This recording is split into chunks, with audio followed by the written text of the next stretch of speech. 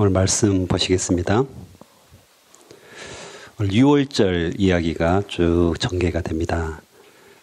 그런데 6월절은 출애굽한 후 2년째 되는 해의 첫째 달 14일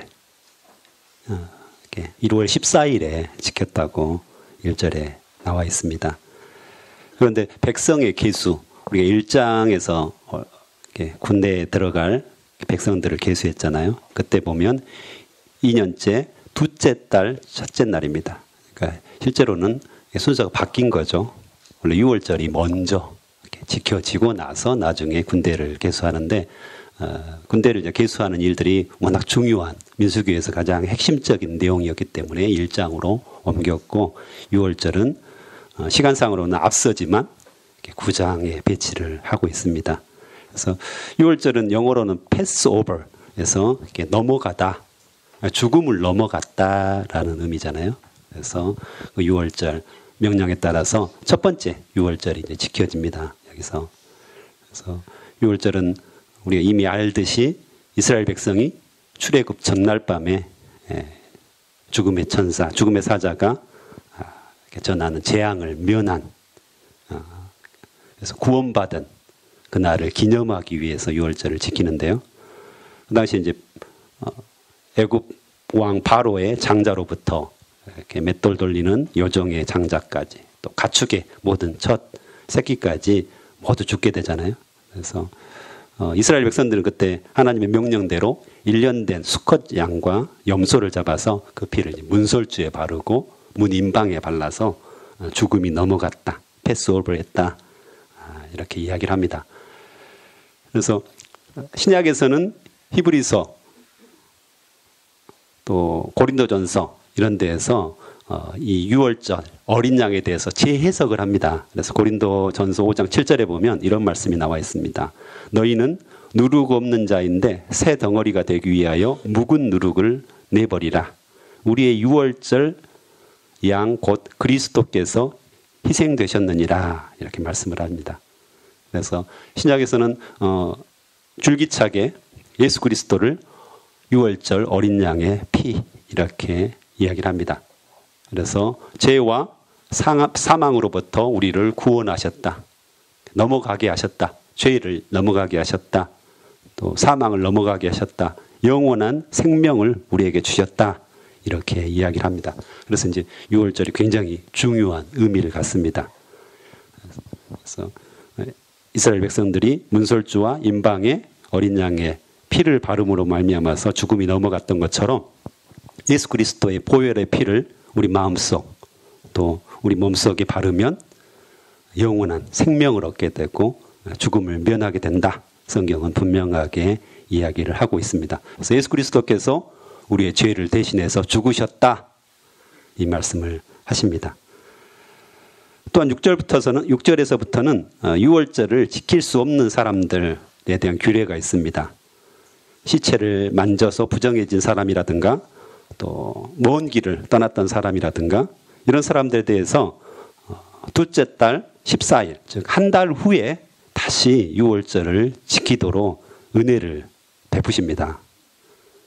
누구나 예외 없이 어떤 사람이 있는지 예외 없이 보혈의 피로 죄와 사망에서 구원을 받게 해야 되는 그렇죠? 누구든지 예수 그리스도께로 오면 구원을 받고 어떤 사람도 예외 없이 하나님의 사랑과 은혜를 경험할 수 있다. 이렇게 이야기를 합니다. 그래서 혹시 그 6월절에 첫 번째 6월절에 참여할 수 없었던 사람들은 한 달 후에 다시 6월절을 지키도록 그렇게 은혜를 베푸십니다. 어쨌든 예수 그리스도의 죽으심, 십자가의 죽으심으로 말미암아서 사람이 살아납니다. 우리의 생명이 살아나고 우리 영혼이 살아나게 됩니다. 많은 제자반 리더들이 있습니다. 청년들도 제자반 리더들이 있고요. 또 저도 CC 간사로 헌신해서 한 20년 정도 지금 생활을 해오는데 제자의 삶을 사는 거죠. 예수 그리스도의 제자의 삶을 사는데 제가 늘 주목해서 보는 말씀은 바울 사도가 나는 날마다 죽노라 이 이야기를 합니다. 제자의 삶이 뭘까? 늘 이제 고민하는데요. 이런 기도를 많이 합니다. 나를 하나님 나라의 생명책에서 지워주시더라도 이 형제를 살려주십시오. 바울도 이제 그런 기도를 하잖아요. 그래서 내 생명을 들여서 한 생명을 살릴 수만 있다면 얼마나 좋을까? 사람의 마음을 바꾼다는 거 쉽지 않잖아요. 그런데 주님께서 나의 생명을 들여서 한 생명을 살릴 수 있다면 그것이 제자의 삶에서 가장 위대한 일이 아닐까 이런 생각들을 합니다. 예수 그리스도의 십자가를 지는 삶, 참 무거운 삶이죠. 쉽지 않죠. 굉장히 무겁습니다. 하지만 내가 헌신하고 내가 드려져서 한 생명이 돌아올 수만 있다면 그보다 귀한 삶이 어디 있을까? 그래서 제자반 리더들이 참 많은데 그런 마음들이 필요하다고 성경은 늘 말씀을 하십니다. 나의 생명을 들여서 예수님처럼 나의 십자가를 지어서 한 생명을 살리는 길. 이것에 우리가 목표를 두고 제자반 리더의 삶을 살았으면 좋겠습니다. 하나님은 그것을 기뻐하십니다. 예수님처럼 예수님을 닮아가는 삶, 또한 장성한 분량에 이르는 삶, 이게 바로 내가 죽고 내 주변에 있는 많은 제자들이 살아나는 것입니다.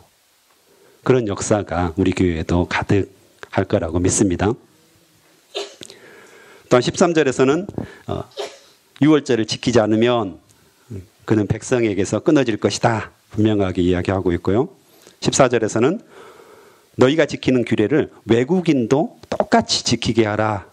그래서 외국 사람도 동일하게 열린 문입니다. 유월절 어린 양의 피로 깨끗함을 받는 것, 예수 그리스도의 피로 죄와 사망에서 구원을 받는 것은 이스라엘 백성뿐만 아니라 외국인에게도 이방인에게도 똑같이 오픈되었다고 성경은 분명하게 말씀하십니다. 그래서 온 세상 사람들이 복음을 듣고 하나님께로 돌아와야 되는 세계 복음화의 비전, 꿈이 여기서 분명히 드러납니다. 결국은 복음이 땅끝까지 전해져야지 하나님 나라가 완성이 되는 거니까 분명하게 외국인도 똑같이 열린 문, 예수 그리스도를 통해서 구원을 얻을 수 있는 그 길들을 하나님께서 열어주셨습니다. 15절에서는 구름 기둥과 불 기둥 이야기를 시작합니다. 그래서 낮이나 밤에나 항상 이스라엘을 인도하시고 보호해 주시는 하나님의 임재, 하나님께서 함께 하심. 그래서 구름이 이제 성막에서 거쳐 올라가면 길을 떠나는 거잖아요. 그래서 구름이 또 멈춰서서 내려앉으면 진을 쳐서 그대로 하나님의 명령대로 순종하고 있는 그런 모습입니다. 밤낮 하나님과 함께하는, 늘 항상 하나님과 함께하는 이것들을 우리가 경험해야 됩니다. 제가 캠퍼스 사역자로서 가장 어려운 것이 이 방학 때입니다. 학기 중에는 늘 접촉하고 함께 기도하고 가르치고 또 저도 배우게 되는데, 그래서 계속 소통을 하다 보니까 제자들을 잘 키울 수가 있습니다. 그런데 방학이 되면 2달간 얼굴을 보기가 쉽지 않습니다. 시골에 내려간다든가 알바를 한다든가 여러 가지, 또 해외여행을 간다든가. 그런데 대학생들이 잘 살면 좋은데 어머니들 아시잖아요. 대학생들 어떻게 삽니까? 너무 게을러져 가지고 이제 3월 달에 새 학기 시작을 하면서 신입생들이 많이 몰려오잖아요. 전도도 해야 되고 제자 삼아야 되고. 그런데 영적으로 준비가 안 돼 있는 경우가 많습니다. 집에서 그냥 뒹굴다가 나오니까 큐티도 안 하지, 기도도 안 하지. 이게 완전히 당나라 군대가 되어 있는, 무장되어서 지금 전투를 해야 되는데, 출발해야 되는데 움직여지질 않아서 이 3월 내내 힘이 듭니다. 제자들을 끌고 가는 것이 너무 힘들어요. 그래서 이 방학 때 어떻게 영적으로 무장시키느냐, 밤낮으로 하나님과 만나고 하나님을 찾을 수 있도록 만드는 것이 굉장히 큰 사역 중에 하나입니다.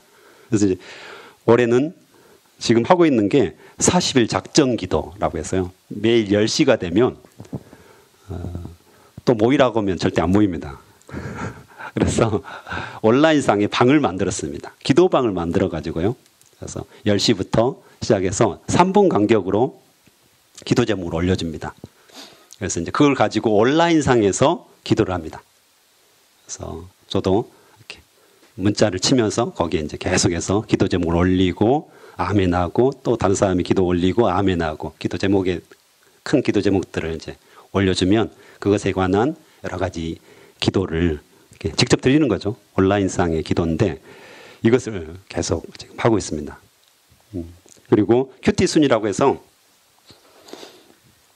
큐티를 하고 큐티했습니다. 또 나눔을 할 수 있도록 방을 만들어서 계속해서 그걸 하고 있는데 어쨌든 직접 만나지는 못하지만 온라인상에서 학생들이 철저하게 매일매일 큐티하고 기도할 수 있도록 이렇게 돕고 있습니다. 밤낮 하나님께서 우리와 함께 하신다는 거.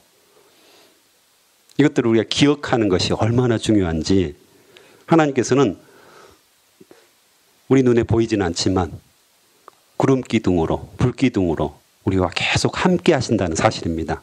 이것을 기억하는 것이 우리 영적 삶에 있어서 큰 부요함이 될 것입니다.